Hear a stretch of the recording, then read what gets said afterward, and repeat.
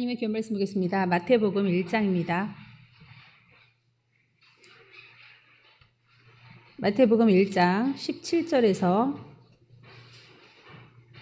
23절의 말씀까지 한 절씩 교독하시겠습니다. 제가 17절 읽겠습니다. 그런즉 모든 대수가 아브라함부터 다윗까지 14대요 다윗부터 바벨론으로 사로잡혀 갈 때까지 14대요 바벨론으로 사로잡혀 간 후부터 그리스도까지 14대더라.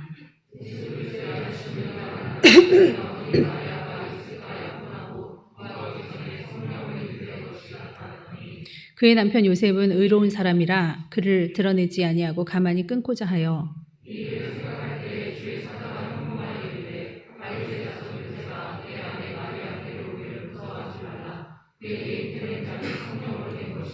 아들을 낳으리니 이름을 예수라 하라. 이는 그가 자기 백성을 그들의 죄에서 구원할 자이심이라 하니라.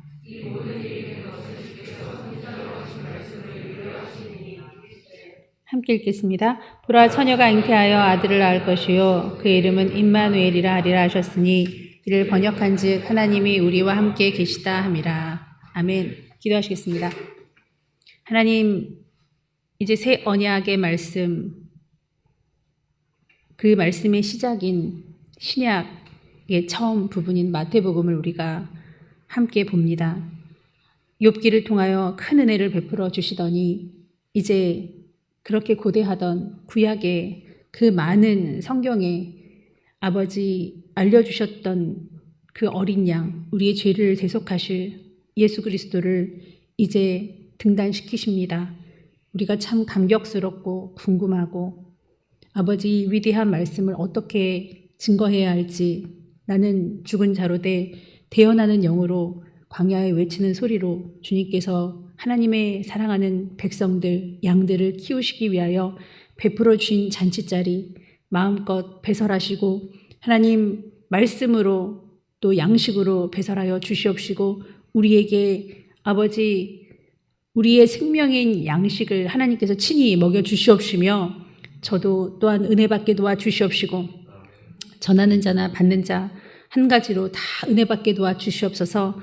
아버지 이제 이 나라의 국운을 어떻게 보면 좌지우지할 수 있는 위대한 하나님의 아버지 역사하신 가운데 이제 치러진 이 대선이 원하시는 대통령으로 인하여 다시금 이 나라가 세워지고 아버지 회복되고 온전해질 수 있도록 기회를 주시옵소서.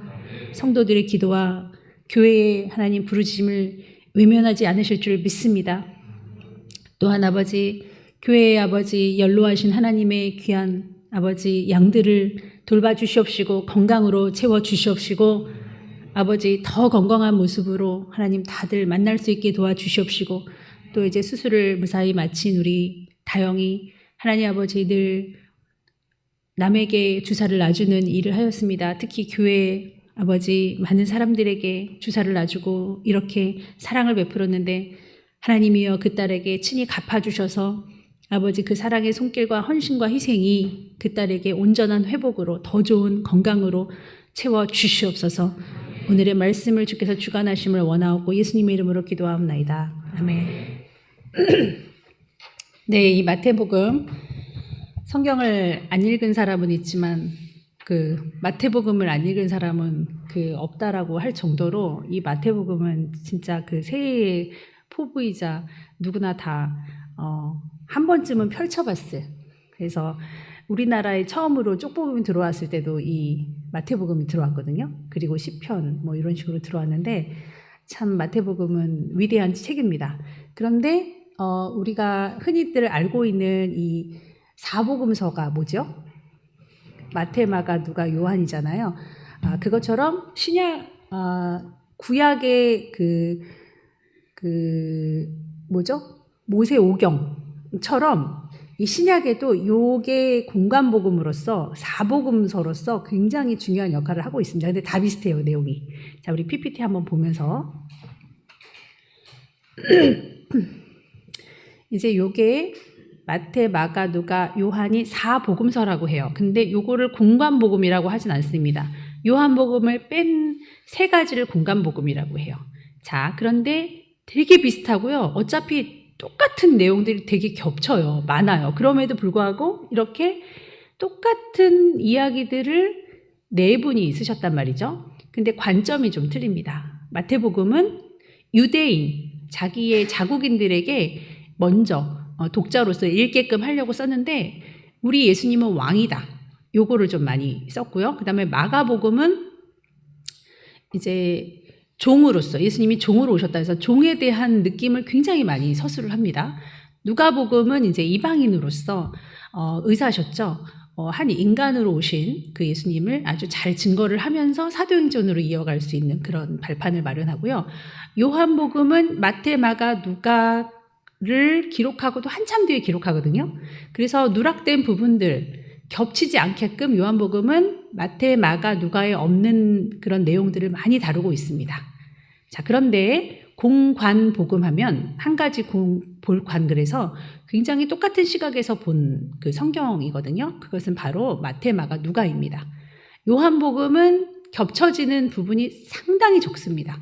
그러니까 예를 들어서 마태, 마가, 누가는 한 90%가 일치해요.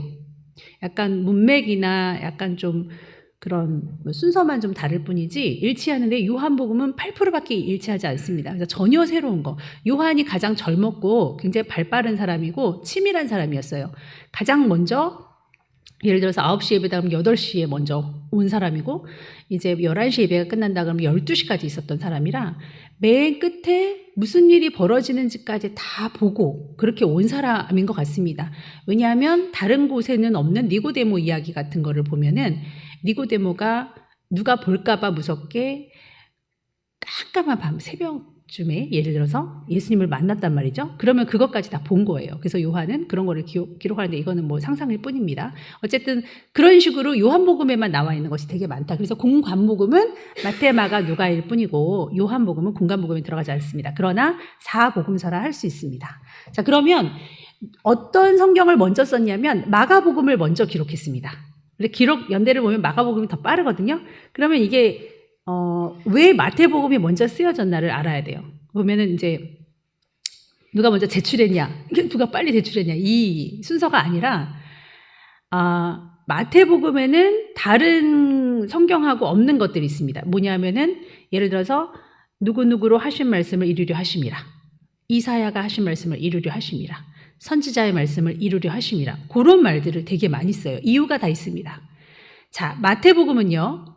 그렇게나 구약을 좋아하는 이스라엘 유대인들이 봤을 때 구약의 말씀을 많이 인용하면 더 좋을 것 같은 그런 생각을 하고 썼기 때문에 그래서 구약과 마태복음이어야 연결짓는 가교 역할, 다리 역할을 할 수 있기 때문입니다. 마가는 누구누구 이사야가 말씀하심을 이루려 하심 이런 게 없어요. 누가도. 그렇기 때문에 가교 역할을 하는 것으로는 마태복음이 좋겠다. 어차피 다 비슷하니까 라고 해서 마태복음을 맨 먼저 놓았습니다. 그러면 왜 이렇게 비슷한 얘기를 마태, 마가, 누가, 요한은 똑같이 예수님의 생애를 다루고 있는가?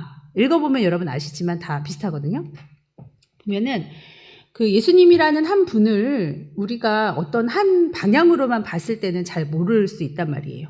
그리고 예수님의 행적을 이 땅에 기록하면은 쌓아둘 수 없을 정도로 많이 기록되어진다 그랬어요. 그러니까 엄청 많이 생략을 했는데도 불구하고 이쪽 사람이 봤을 때 이쪽 사람이 봤을 때 객관적으로 되게 비슷하게 본 거라면 정말 사실적이라는 거예요.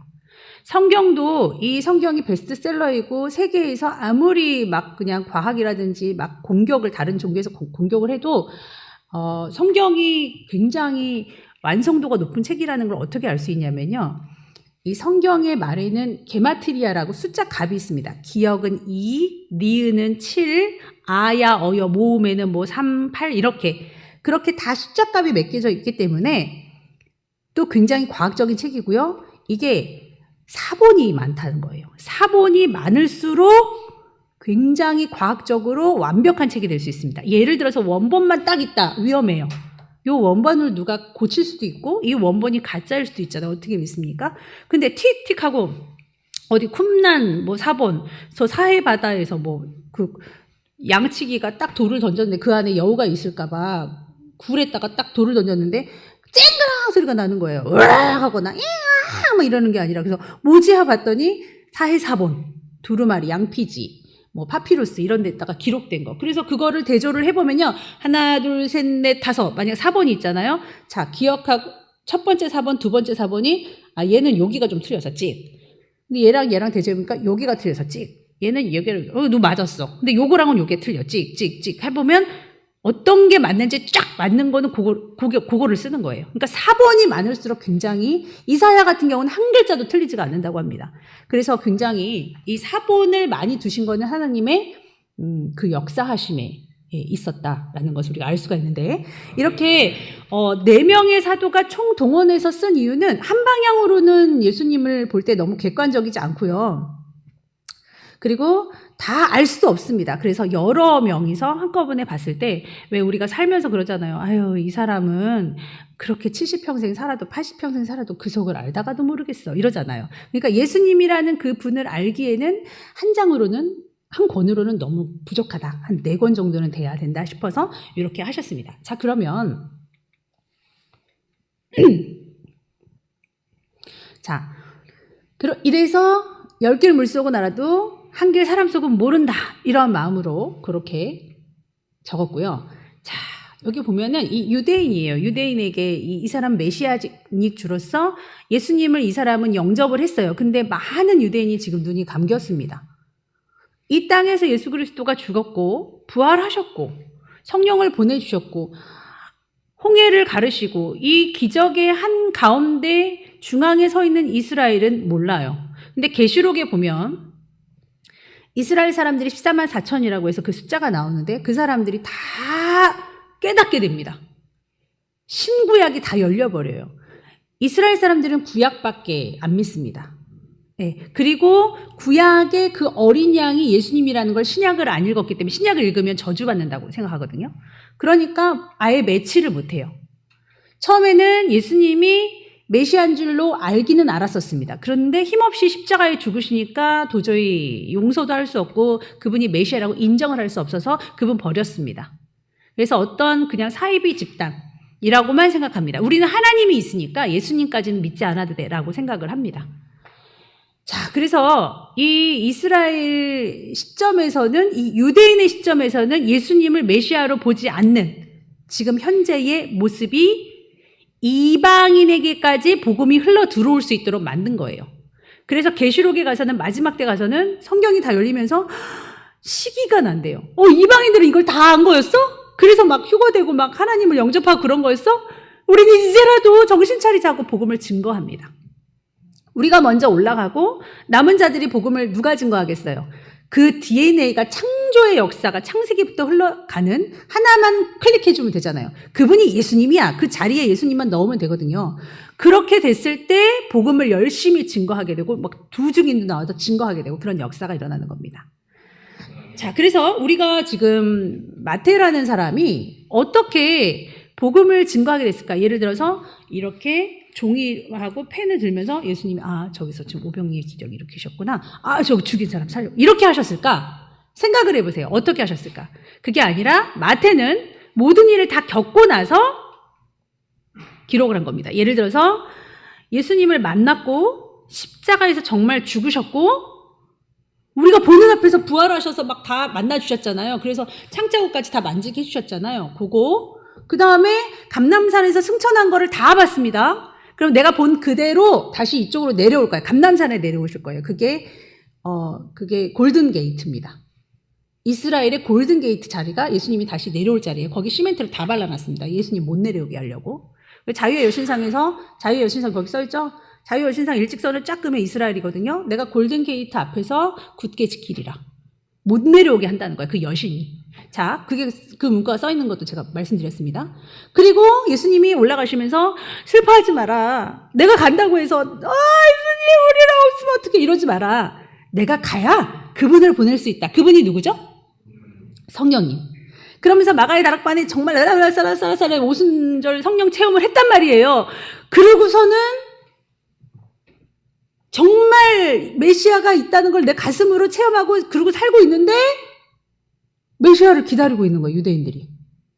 그거를 보니까 얼마나 안타까워요. 그러니까 마태는 지금 쓰면서도 막 눈물 닦으면서 쓰면서도 눈물 닦으면서 지금 누구한테 그 독자 1차 독자를 누구로 했겠습니까? 자기 민족. 유대인들이 메시아를 기다리니까. 그래서 유대인들이 좋아할 만한 걸 다 여기다가 노력을 해서 꽉꽉 채워넣습니다. 유대인들이 사랑할 만한 모든 것들은 머리가 얼마나 좋은지요. 마태가 세리였으니까 기록을 엄청 잘했거든요. 이렇게 빠짐없이 좋아할 만한 기구들은 다 여기다가 그걸 도구들을 넣습니다. 뭐겠습니까? 족보를 맨 처음에 마태복음 1장을 보면 아브라함과 다윗의 자손 예수 그리스도 계보라. 아브라함이 이삭을 낳고 이삭은 야곱을 낳고 야곱은 유다와 그의 형제를 낳고 막 낳고 막 산후 우울증 걸릴 정도로 막 이거 누가 보면은 막 계속 낳고 막 이런다고 하는데, 우리가 들을 때는 굉장히 재미가 없고 이게 뭘까? 왜 이런 말들이 왜 있어? 하고선 못 읽는데, 저도 막 이 이유를 몰랐어요. 그런데 유대인 시점에서는 이거 엄청 좋아하는 거예요. 왜냐하면 아브라함과 다윗의 자손, 아브라함 하면은 거의 이순신 정도, 다윗 하면은 막 세종대왕 정도. 그러면서 계보를 말할 때 우리가 계보를 사기도 하잖아요. 성씨를 막 사기도 하잖아요. 그런 것처럼 쫙 어느 무슨 가문의 뭐 있잖아요. 그 왕가에 막 그러면 막 재밌어요, 얘네들은. 근데 안 읽습니다. 안 읽으니까 너무너무 안타까워가지고요. 생후 예수님 다 생을 사시고 나서 유대인에게 메시아가 예수야라는 것을 계속 알려주기 위해서 자기 동족인 이스라엘이 안 믿으니까 그거를 막 쓰는 거예요. 물론 후대에 와서 우리들도 읽고 유대인 외의 이방인들도 읽었지만 맨 처음 독자를 생각할 때는 유대인이었다 이거예요. 그래서 이거를 막 썼습니다. 자, 누가 썼냐? 바로 누가 썼습니까? 유대인들을 거절했던 그 많은 사람 중에 왕으로 오신 예수 그리스도를 너무나도 알려주고 싶었던 바로 세리 마태가 씁니다. 자, 이 세리 마태가 썼을 때에 아까 제가 계속 산후 우울증 걸릴 것 같이 낳고 한다 그랬잖아요. 거기서도 좀 숨통이 트이는 게, 모든 대수 아브라함부터 다윗까지 14대요. 다윗부터 바벨론으로 사로잡혀 간 데까지 14대요. 바벨론으로 사로잡혀 간 후부터 그리스도까지 14대라. 14를 계속 말하거든요. 게마트리아라고 제가 아까 유대인 언어에는, 랑귀지에는 숫자값이 있다 그랬잖아요. 그게 다윗을 숫자값으로 하면 14예요. 그러니까 이스라엘 국기가 다윗의 별이 펄럭이는 것처럼 다윗을 엄청 사랑해요. 하나님도 다윗을 사랑했지만 구약에도 다윗이 막 반짝반짝 빛이 납니다. 그러니까 다윗과 같은 나라, 통일 이스라엘을 원했고, 다윗을 너무너무 좋아한 나머지 14라는 숫자 엄청 좋아합니다. 우리도 막 7 엄청 좋아하잖아요. 4 그럼 막 싫어하잖아요. 4층에서 살아 막 죽을 사 막 이렇게 하는 것처럼 14를 엄청 좋아합니다. 그런데 여기 족보를 보면요, 쫙 족보를 내리는데 14가요 좀 누락이 돼요. 중간중간에. 이렇게 14. 다윗을 하면 하나 더 껴놓고요. 어떤 사람은 또 빠져있기도 해요. 근데 신경 안 씁니다. 왜냐하면 의식적으로, 그냥 의도적으로 14를 그냥 넣은 거예요. 14를 그냥 억지로 껴 맞춘 거예요. 그냥 자기네들끼리도 알아요, 그냥. 은어처럼. 그렇게 통용이 되니까, 14래. 어느 정도 맞았다. 예수 그리스도가 우리가 사랑하는 다윗의 왕조의 혈통으로 왕이야? 왕의 혈통이야? 요거를 보여주기 위해서 14를 의도적으로 그거는 껴넣은 겁니다. 자, 데이비드. 그게 14 값이라는 거 말씀드리고. 그러니까 요게 되게 중요하거든요. 그래서 족보에는 왕들이 등장을 하는데 예수 그리스도를 말하기 위해서, 예수 그리스도가 왕이라고. 우리 이승만 대통령도 왕의 혈통이잖아요. 그거를 자꾸 크리스찬 대통령이기 때문에, 전 대통령, 그거를 막죠. 자꾸 역사적으로 되게 많이 훼손을 합니다. 그거와 같이 이렇게 훼손되어진 예수 그리스도의 족보가 들춰지는 겁니다. 그리고 이 족보를 보면요, 나오면 안 될 만한 여자 이름들이 나옵니다. 나오면 안 되죠, 족보는. 근데 더 나오면 안 됩니다. 왜냐하면 다말, 시아버지랑 막 그랬죠. 자기의 혈통이 끊기니까. 라합, 기생, 룻, 이방인, 바세바는 바세바라고 쓰지도 않아요. 우리아의 아내. 너 우리아의 아내잖아. 다윗한테 꼬랑지 친. 다윗의 아내라고 하기보다는 우리아의 아내였지. 이렇게 의도적으로 이렇게 비천하고 보잘것없는 여인네들도 하나님께서 사랑하셔서 족보에 다 집어넣으신다는 것을 아예 이렇게 알려주는 책이 마태복음입니다. 자, 이 세리에 대해서 우리 한번 볼게요. 세리는 매국노입니다. 빨갱이 그러죠. 로마인들이 우리의 세금을 착취하는 거 열받죠. 근데 그 로마인들에게 우리의 돈을 뺏어서 갖다 주는 놈이 이게 더 미워요. 말리는 시누이가 더 있다고. 예를 들어서 로마인들은 우리에게 100만 원을 1년에 100만 원을 원한다면 150을 책정해서 자기가 50 먹는 거예요. 그러니까 로마는 얼마를 책정하든 그렇게 내가 받겠다는 돈만 받으면 되거든요. 그러니까 아예 사람처럼 생각도 안 했습니다. 그래서 이 중개 역할, 중간 역할을 하는 사람으로서 있었지만 인간 말종으로 여겨졌던 게 바로 세리입니다. 세리도 알아요. 사람들이 날 싫어한다는 거를. 이심전심입니다. 자기네들이 자기네들이 멸시하는 사람. 그래, 유대인으로서 나는 낄 수도 없어. 나는 똥이니까. 난 더러우니까. 나 믿을 거 돈밖에 없어. 돈 하는 게 세리입니다. 그래서 차라리 그래, 돈으로만 가자. 돈만 뭐 벌면 되는 거지. 돈이 뭐 다 말해주는 거지. 친구가 뭔 소용 있어? 그러면서 열심히 로마인들에게 돈을 바쳤던 그러한 인물.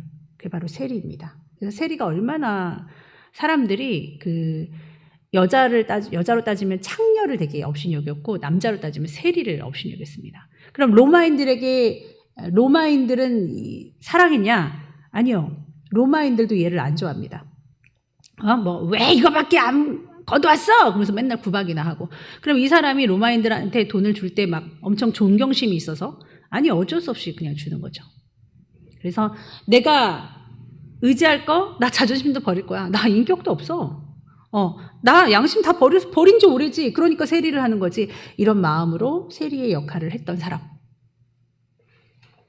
이 사람이 활동했던 주 무대가 어디냐면요. 갈릴리 호수가 있죠. 여기는 바다가 좀 호수, 바다 막 이런 게 히브리어로는 딱히 정해져 있지는 않습니다. 갈릴리 호수가 요단강 건너가 만나리 사해바다 이렇게 있거든요. 요 갈릴리 부근에서 예수님 많이 활동하셨잖아요. 그 위쪽이 가버나움입니다. 그러다 보니까 이쪽은 이제 북부 지역이니까 이방 민족들이 많이 나와요. 그러니까 얘는 세리 역할도 했지만 출입국, 이방인들이 왔다 갔다 하는 출입국 그 관리사무소 같은 그 통관 업무도 같이 했던 세리입니다. 이 마태가. 그래서 이 사람은 특별히 언어의 귀재였는데요. 히브리어는 그냥 이 나라 사람이니까 당연히 써야 되고 아람어가 그때 만국 공통어였습니다. 아람어, 히브리 사람이라면 만국이 아니라 히브리 사람들이 써야 되는 공통어였어요. 그래서 예수님도 갈릴리 지역에서 많이 활동을 하시고 그쪽에서 많이 올라가셨기 때문에 아람어를 보통 쓰셨습니다. 그래서 다쿰, 엘리 나마 사막다니 뭐 이런 게 다 아람어입니다. 그래서 히브리어 아람어로는 보통 사용했는데 헬라어도 알아야 돼요. 왜냐하면 그 위쪽에서 활동을 하시려면 가버나움에서. 그래서 헬라 제국에서 많이 다스림을 받았기 때문에 헬레니즘이 막 풍부했잖아요. 전 세계가. 그러다 보니까 헬라어도 능통하고 그다음에 지금은 로마의 속국이 있기 때문에 라틴어로 또 4개 국어를 했던 사람. 그러니까 요런 사람을 요런 인물이 없었어요. 12제자한테는. 거의 막 어부 막 다 이랬잖아요. 그러니까 요런 사람이 필요했었습니다. 그래서 그토록 마태를 예수님께서 부르신 이유가 우리가 알만하죠. 자, 그래서 이 세리는 항상 기도할 때 내가 자존심, 인격, 내 양심도 없이 내가 이 짓을 하잖아. 맨날 이 돈돈 했기 때문에 기도를 할라 치면 성경 속의 세리의 기도는 어떠냐면요. 이 바리새인이 기도할 때는 하나님 앞에 하나님 제가 금식을 몇 번을 하고 제가 어떻게 하고 불쌍한 사람을 어떻게 도왔습니다. 이렇게 기도를 하죠. 그럼 저쪽 발끝에서 고개도 들지도 못하고 하나님 저는 이렇게밖에 말을 할 수 없었던 항상 이렇게 기도했던 모습으로 그려지거든요.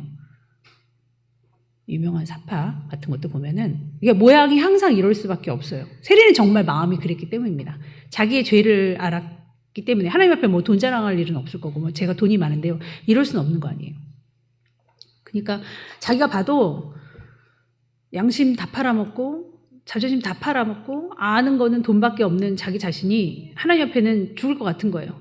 그래서 굉장히 엎어져서 울 수밖에 없었던 마태입니다. 자, 어느 누구도 마태를 찾아와 주지 않았어요. 살갑게 아유 마태 뭐 어제 무슨 일 있었어? 딸이 뭐 아팠다며? 뭐 감기 걸려서 몸은 괜찮아? 이렇게 해준 적이 없는데 예수님께서 너는 나를 따르라. 그러니까 바로 그냥 다 돈통 다 던져버리고 주님 따를 수 있었던 겁니다. 우리 예수님이 우리를 그렇게 찾아오심을 믿으시기를 바랍니다.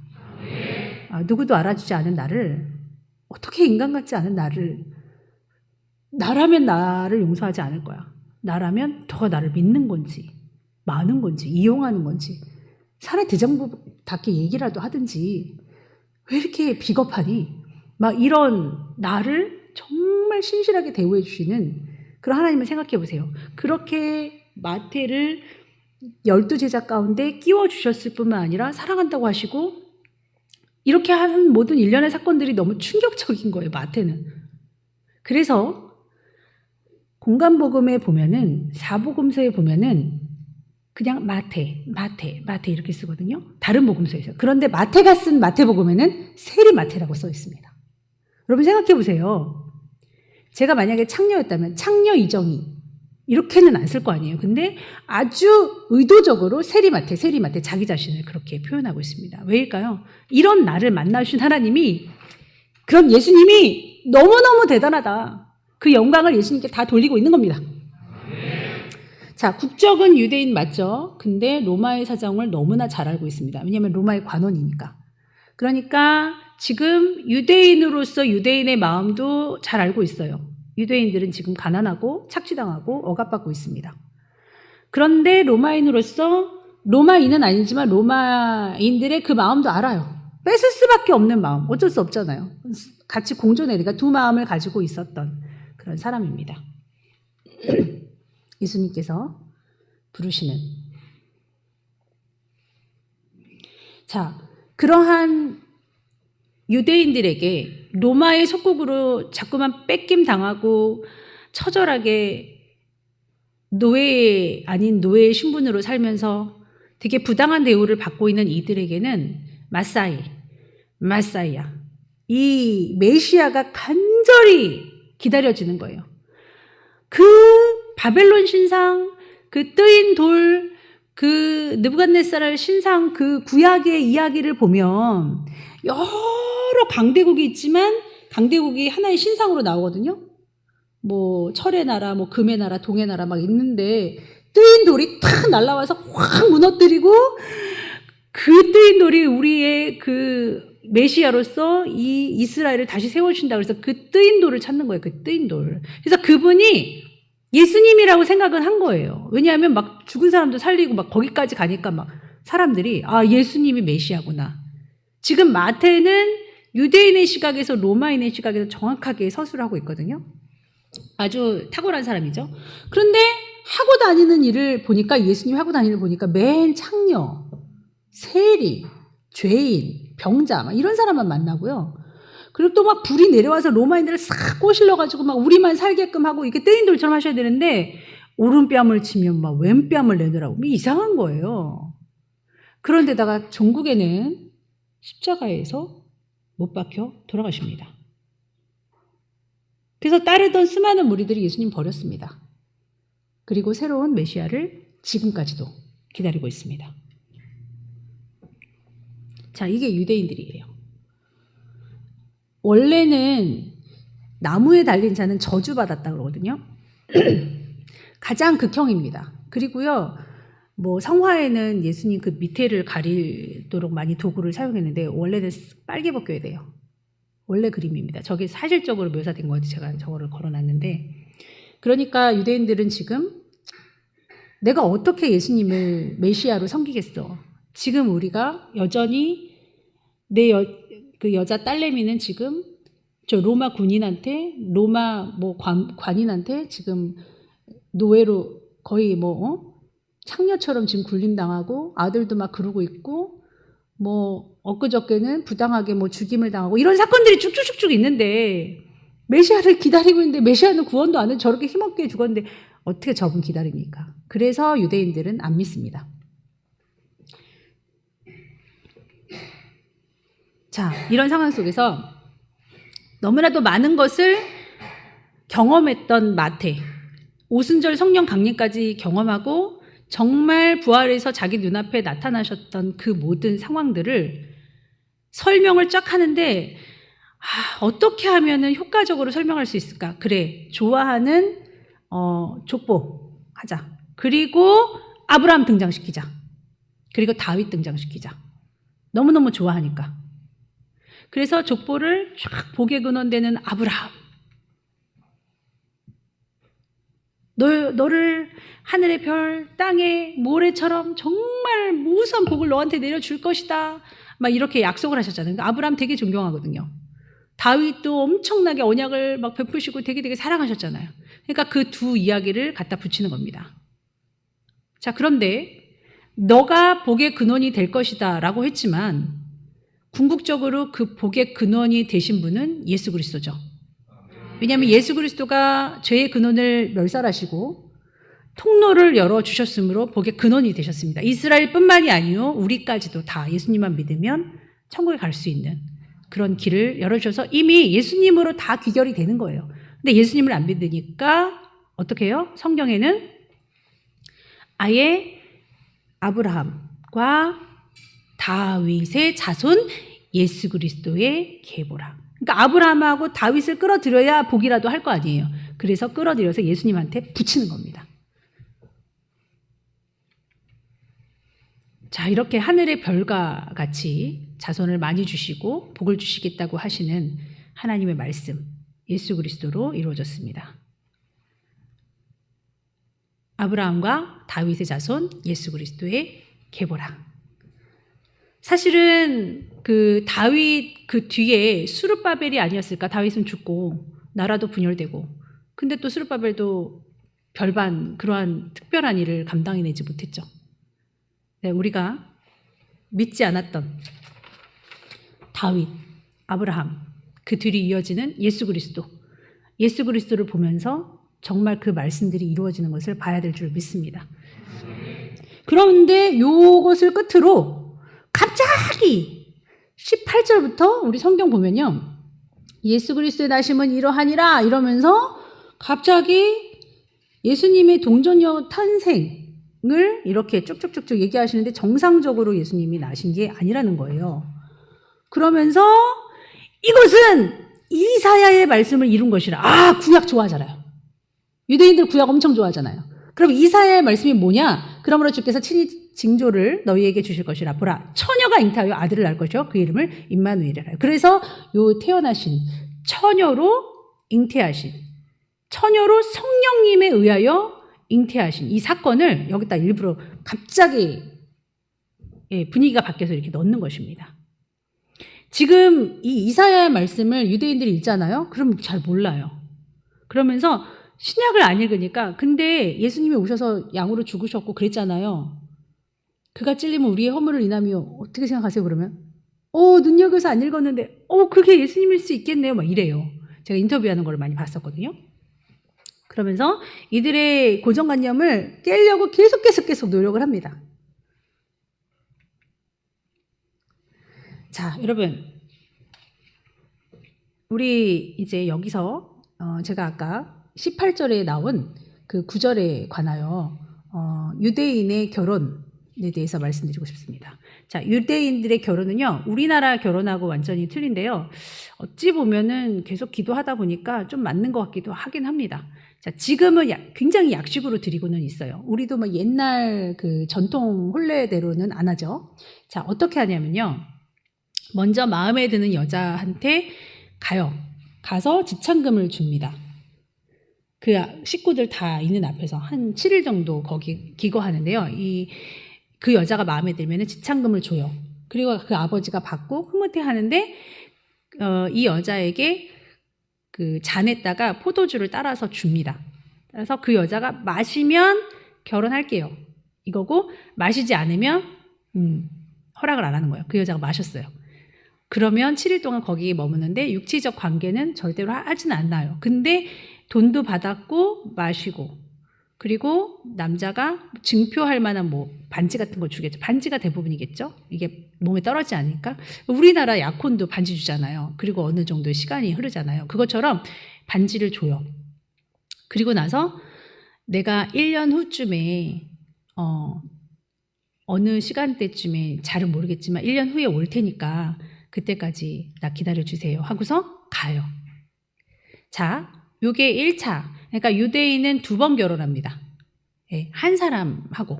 그러니까 어떻게 보면 약혼하고 그 다음에 본래 결혼인데요. 이렇게 한 다음에 그 다음에 데리러 갈 것을 꼭 언젠간 1년 뒤쯤 어느 경점엔 내가 올게라고 꼭 말을 해요. 자, 그 다음에 이제 가서는 뭐를 하냐? 집을 짓습니다.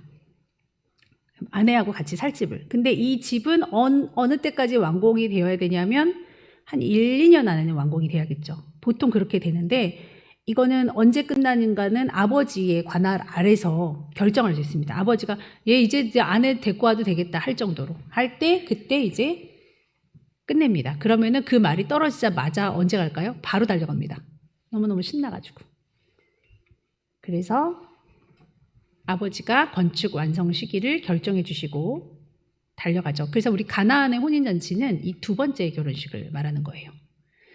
자, 그러고 나서 그 신부를 집이 다 마련됐어요. 반지 잘 갖고 있지? 우리는 관계는 안 했지만 계약서 상으로는 이게 결혼을 한 관계니까 이제 가면 돼요 하고 집에 데리고 와요.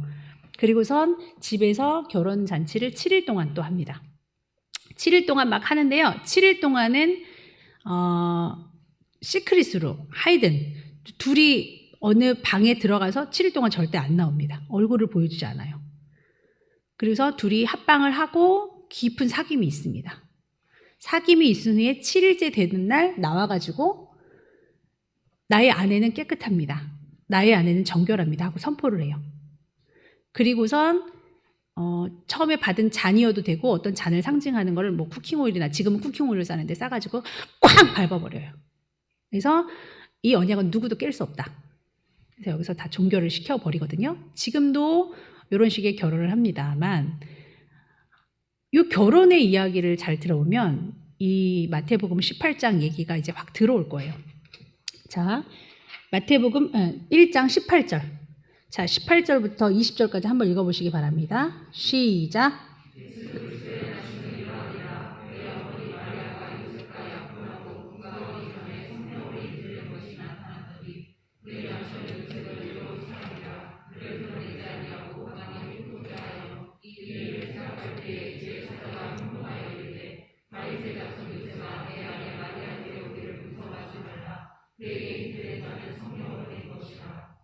네, 약혼을 했잖아요. 그럼 첫 번째 결혼한 거잖아요. 근데 육체적으로는 안 되잖아요, 서로. 근데 지금 집을 다 마련하고 뭐 가난했으니까 뭐 나무집이든 뭐 지푸라기 집이든 마련을 하고 지참금도 뭐 조금 줬겠죠.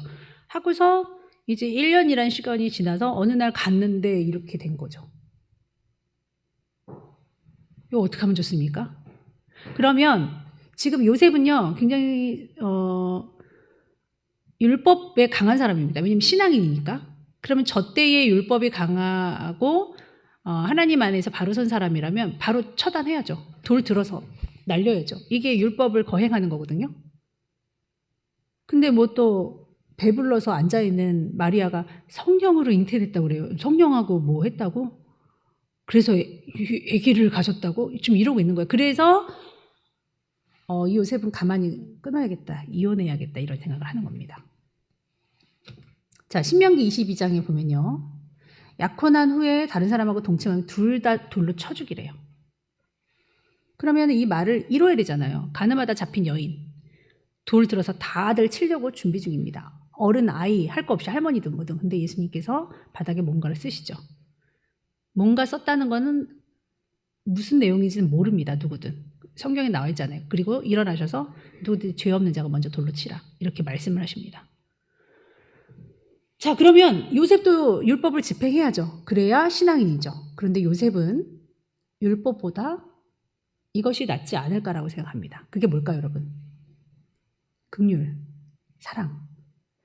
그래서 예수님은 이거를 그리고 성령으로 충만하고 항상 예언을 멸시치 않았던 성향에 있던 이 두 젊은 청년들이 그대로 하나님의 말씀을 받아들이는 것으로 종교를 짓습니다.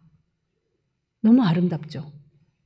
그게 바로 예수님의 모습이셨다는 거예요. 그러니까 요셉은 잘은 모르지만 예수님의 말씀을 이루고 산 사람. 우리도 지식이 없고 부족하지만 우리가 아는 것이 다일 수도 있지만 우리도 모르는 용서와 긍휼과 사랑이 넘쳐날 수가 있어요. 그래서 율법의 완성입니다. 그래서 이혼하지 않고 현몽하여서 그게 아니야, 요셉아, 결혼해 하고 말했을 때 그대로 순종하여 이루는 거죠. 자, 지금 이스라엘 사람들이 결혼할 때 이 후파 밑에서 하는데요. 후파는 뭐냐면 기둥이 4개예요. 이게 후파입니다. 거기다가 천을 두르고 그 사이에서 결혼하거든요. 이게 후파입니다.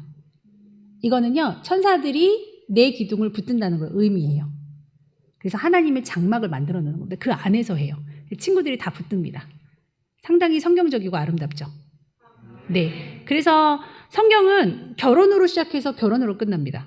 어떻게 보면. 이 성경은 아담과 하와의 결혼이 실패했어요. 그런데 예수님인 신랑과 교회인 신부들, 우리들의 결혼으로 완결을 짓습니다. 그래서 첫째 아담이 실패해서 둘째 아담이라고 하는 예수 그리스도께서 모든 걸 이루시는 겁니다. 그래서 우리 예수님이 뭐라 그러셨어요? 내 아버지 집에 거할 것이 많도다. 그렇지 않으면 너에게 일렀으리라. 내가 너희를 위하여 거처를 예배하러 가노니 가서 너희를 위하여 거처를 예배하면 내가 다시 와서 너희를 내게로 영접하여 나 있는 곳에 너희도 있게 하리라. 우리 예수님께서 우리에게 반지를 주시고 성령을 부어주셔서 지금 성령이 디글디글 역사하고 있어요.